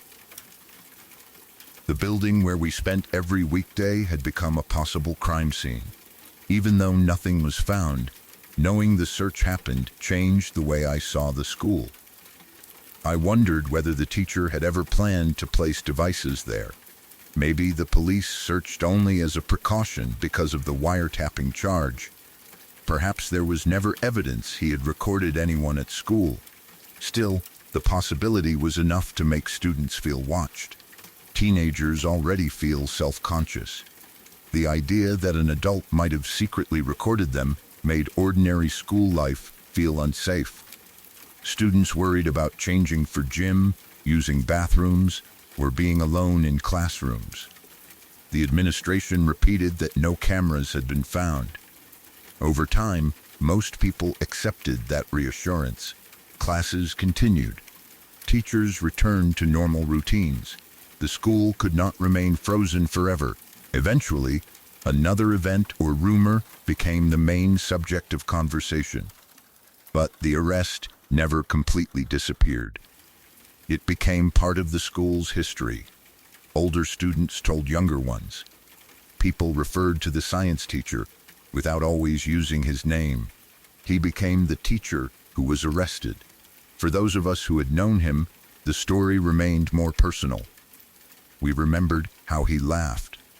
We remembered his lessons.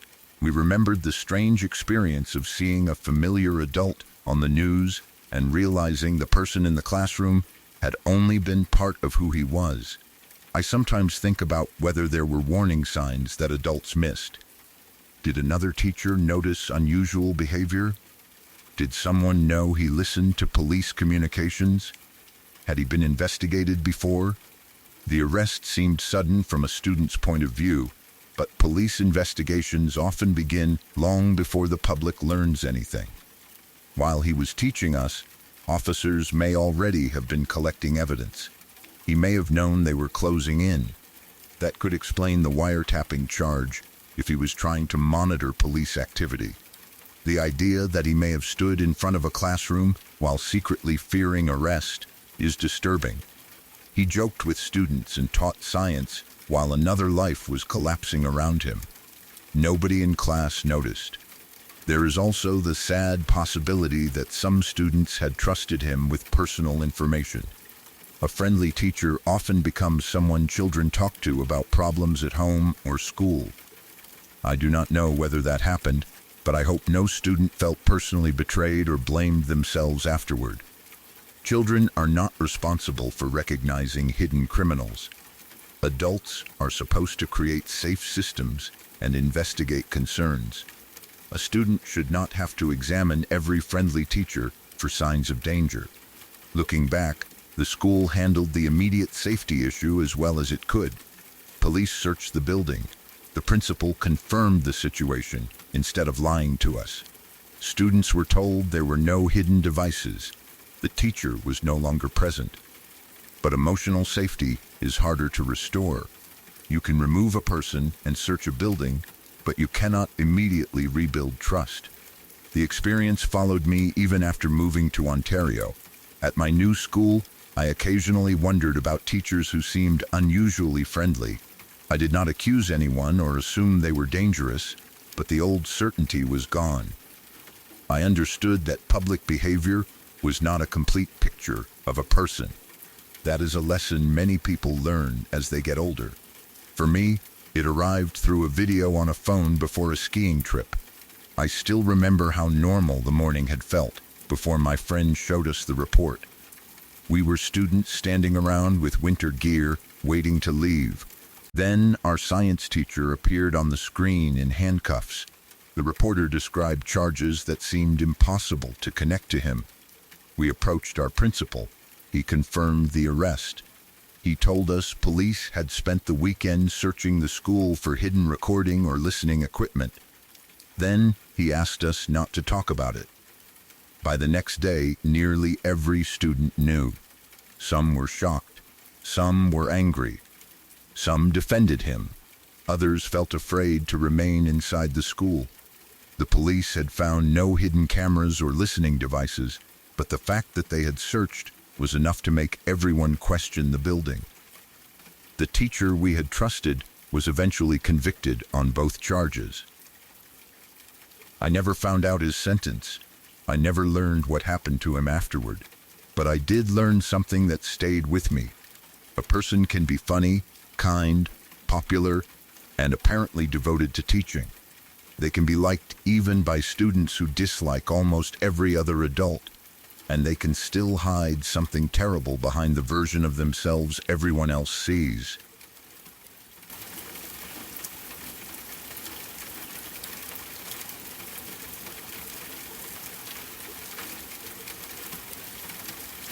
When I was 14 years old, I was already living a life that no child should have understood. I was angry, unstable, and surrounded by drugs and guns. Violence was normal to me. Drug use was normal. People threatening one another over money was normal. I had grown up seeing things that should have frightened me, but after enough time, they stopped feeling unusual. I did not believe I had a future. I did not think about college, a career, or building a normal life. I thought about surviving the day, protecting myself, and making sure nobody believed I was weak. By that age, I had already learned that showing pain could make people use it against you. I buried everything inside and replaced it with anger. Deep down, I was still a frightened child. On the outside, I tried to become someone who could not be hurt. My mother struggled with drugs and lived a chaotic life. She was not able to give me the safety, care, or attention I needed. My father was never truly part of my life. I did not have a stable adult teaching me right from wrong. I did not have someone checking whether I went to school, asking how I felt, or protecting me from the people around me. Instead, I was raised by the streets, drugs, weapons, and people who believed fear was the same thing as respect. I learned early that money mattered. If someone owed you, you were expected to collect it. If you allowed someone to delay payment, people might see you as weak. If someone disrespected you, you were supposed to respond with anger. That was the world I understood. I started selling drugs while I was still a child. At the time, I did not think of myself that way. I believed I was grown because of the things I had seen and done. I carried money. I carried drugs. I was around dangerous people. Sometimes I carried a gun. Those things made me feel powerful. But the truth was that I was a damaged child trying to protect myself with objects and behavior I did not fully understand. When I was 15, one man owed me money. I had been thinking about the debt for some time. Every day that passed without payment made me angrier. It was not only about the amount. In my mind, the debt had become a challenge. I believed he was testing me. I believed that if I allowed him to avoid paying, other people would hear about it and think they could do the same. The anger continued growing until I decided to confront him. I went to his house and knocked on the door. I was already upset before he opened it. I had imagined the conversation many times, and in every version, he either gave me the money immediately or tried to disrespect me. I was prepared for conflict. When he opened the door, I asked him where my money was. He looked nervous.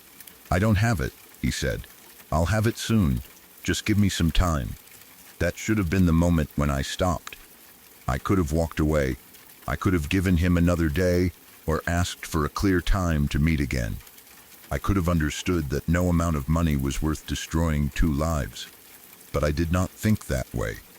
His answer made me furious. I believed he was lying. I believed he was taking advantage of me. I felt as if every painful memory and every moment of disrespect I had ever experienced was standing behind him.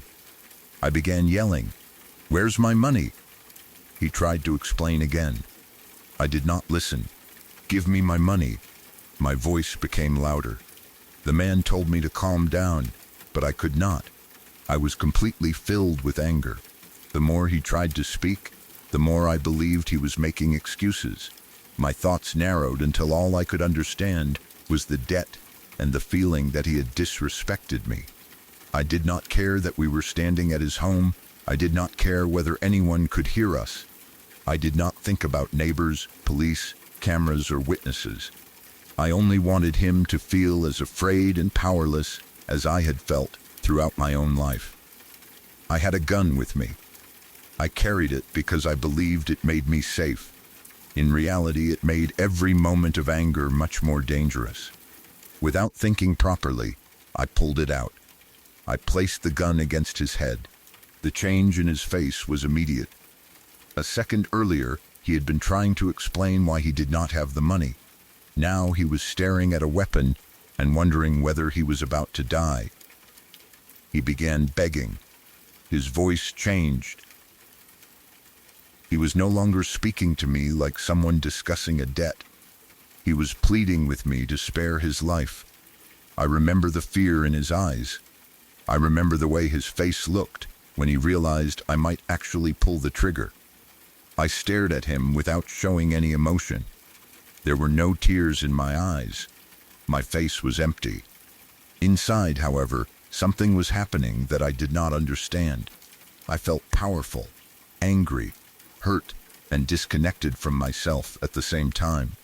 It was almost as though I was standing somewhere outside my body, watching a 15-year-old child hold a gun to a man's head.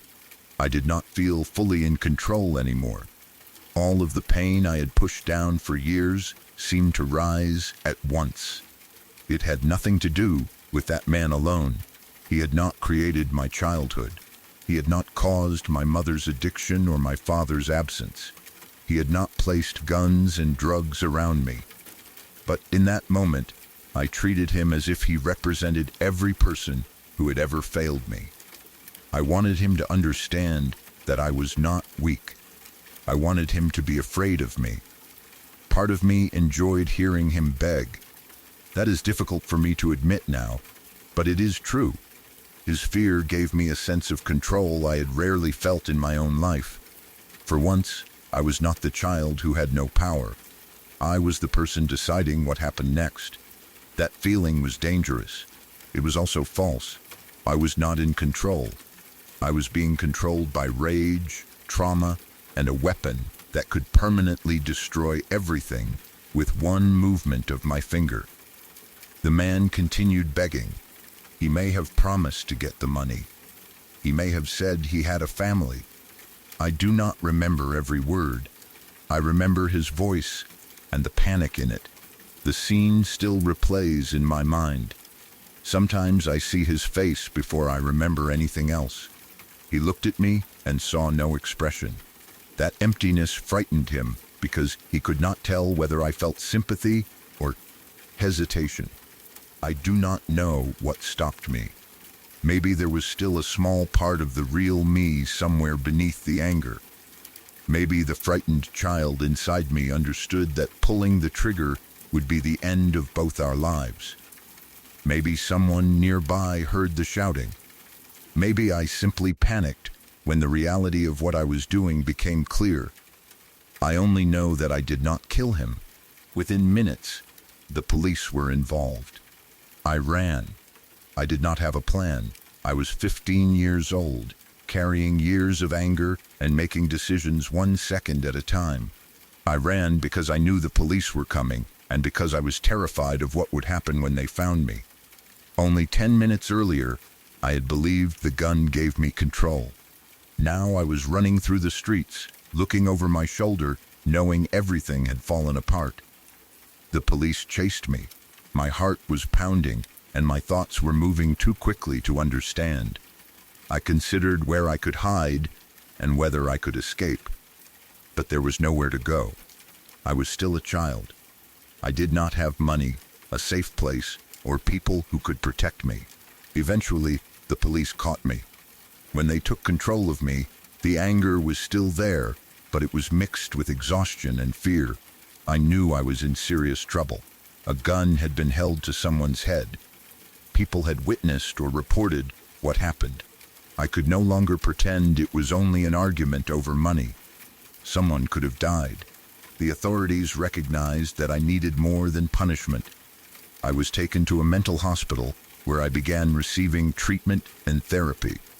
At first, I did not trust anyone there. I had spent my life believing that people only helped when they wanted something in return. When therapists asked about my childhood, I did not want to answer.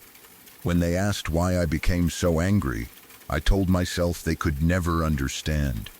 They had not lived where I lived. They had not seen the drugs, guns, and violence. They had not grown up feeling unwanted. I believed anger was the only honest part of me. Everything else felt weak. Treatment forced me to slow down. For the first time, adults were looking at me as more than a criminal or problem. Some understood that I had done something terrible while also recognizing that I was a deeply hurt child. Those two truths were difficult to hold together. I had traumatized another human being. I had also been neglected and exposed to things no child should experience. My childhood did not excuse what I did, but it helped explain how I reached that point. Therapy made me examine memories I had spent years avoiding. I thought about my mother and the chaos surrounding her addiction. I thought about my father never being there.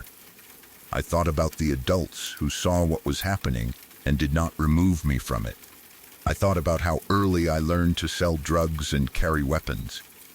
No child is born wanting to point a gun at someone. A person becomes capable of that through experiences, choices, and environments that slowly change the way they understand life. I had learned that compassion was dangerous.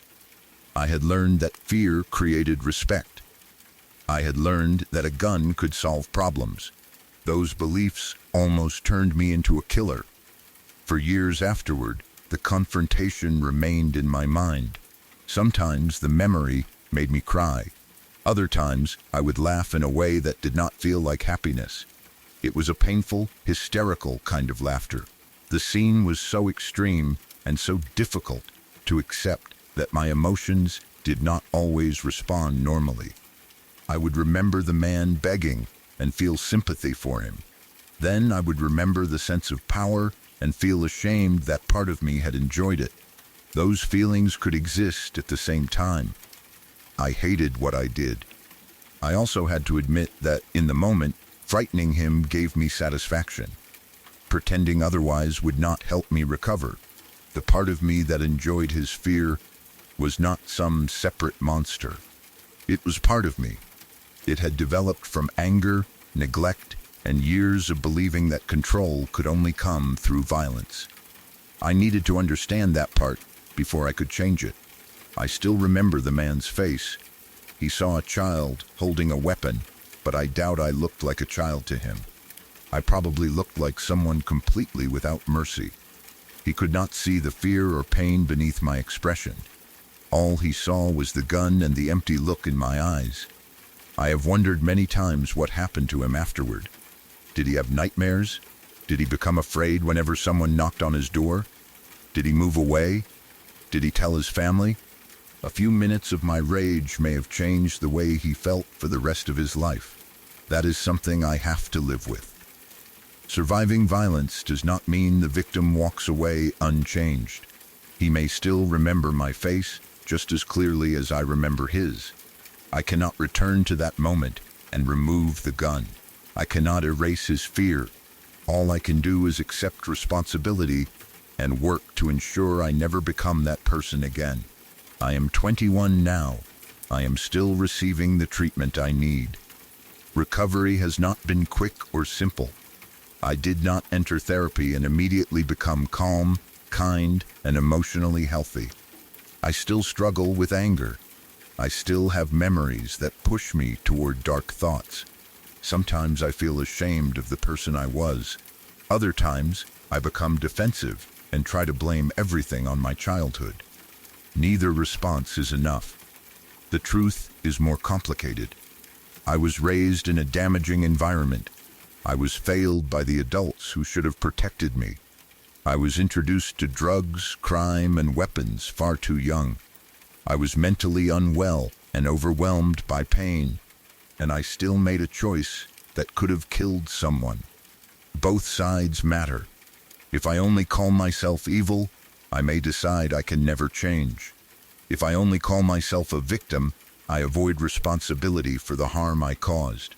Treatment has helped me understand that I can be responsible for my actions without believing I am permanently beyond saving. At 15, I needed to be removed from that life. I needed adults to stop me. I needed a place where I could not carry a gun, sell drugs, or threaten people. I needed therapy, structure, and time. I did not understand that then. When the police caught me, I believed my life was over. Looking back, being caught may have saved me. If I had escaped, I would probably have returned to the same environment. The next confrontation might have ended differently. The next person may not have survived. Or someone might have killed me first. Being taken away forced me to face what I had become before the damage grew even worse. I sometimes think about the child I was before everything hardened me. Deep down, I was soft. I wanted love. I wanted someone to care whether I came home. I wanted parents who protected me. I wanted to feel safe without carrying a weapon. But I learned to hide those needs because nobody seemed willing to meet them. The softness became buried beneath anger. The child who wanted help became a teenager who demanded money with a gun. That is the saddest part for me. I was not born heartless. I trained myself to act as if I had no heart because caring felt too painful. When people abandoned me, I told myself I did not need them. When I felt afraid, I became aggressive. When I felt hurt, I tried to hurt someone else. Violence gave me a brief feeling of strength, but afterward, the pain was always worse. At 21, I am trying to build a different identity. I do not want to be remembered only as the teenager who held a gun to a man's head. I cannot deny that person existed, but I do not have to remain him forever. I am learning how to recognize anger before it controls me. I am learning that walking away is not weakness. I am learning that respect built through fear is not real respect. I am learning to speak about pain instead of turning it into violence. Some days are better than others. There are moments when I feel hopeful and believe I can become a good person. There are also moments when the past returns and makes me feel as though I will always be dangerous. During those times, I remember why I continue treatment. Change is not a single decision. It is something I have to choose repeatedly. I have to be honest about the thoughts that scare me. I have to ask for help before anger becomes action. I have to accept that recovery may take years. I do not expect everyone to forgive me. The man I threatened does not owe me forgiveness. People who hear this story may judge me, and I understand why. I pointed a loaded gun at someone because he owed me money. Nothing about my childhood can make that harmless. But I hope people can also understand what happens when children are left inside violent environments without protection. A 15-year-old should not be collecting drug debts. A 15-year-old should not have easy access to a gun.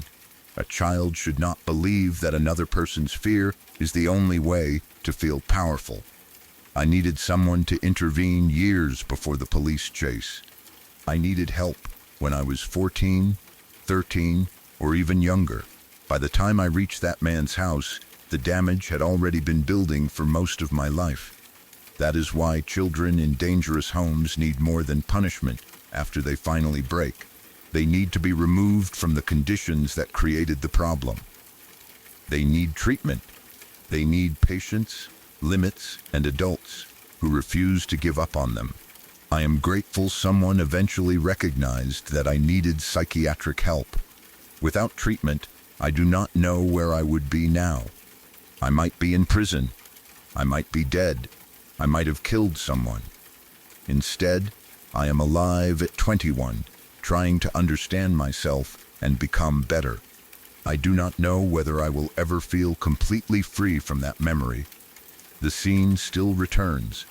The door opening, the man telling me he needed more time, my voice demanding the money, the gun against his head, his cries for help, the emptiness on my face, then the police and the desperate attempt to run. It is part of me now, but it does not have to control the rest of my life. When I remember the person I was, I feel shame. I also feel sadness for the child underneath that behavior. That child needed love and protection. He needed someone to remove him from drugs and guns. He needed to be told that his life could become something other than violence. Nobody did that early enough. Eventually, the police, doctors, and therapists did. It happened after I nearly destroyed another person's life. But it happened. I was heartless in that moment. I frightened someone who did not deserve to face death over money. I cannot change that. What I can change is what I do now. I can continue treatment. I can admit when I am struggling. I can learn empathy instead of enjoying fear. I can accept responsibility without deciding that I am hopeless. I was a dangerous teenager, but I was also a child asking for help in the only language I had been taught. Violence. I needed to be stopped. I needed to be taken away. I needed to remain in treatment for a long time. Now, at 21, I am finally beginning to understand the person beneath all that rage. He was not fearless. He was terrified. He was not truly powerful. He was lost, and he was not completely heartless. Somewhere deep inside, he was still soft. I am trying to find that part of myself again. I hope that with enough honesty, treatment, and time, I can become more than what happened at that door. I hope I can become better.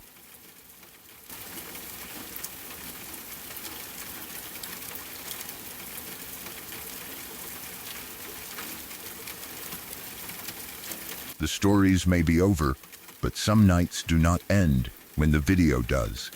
The people you heard tonight were not looking for fear. They were living normal lives until one moment changed the way they saw the world around them.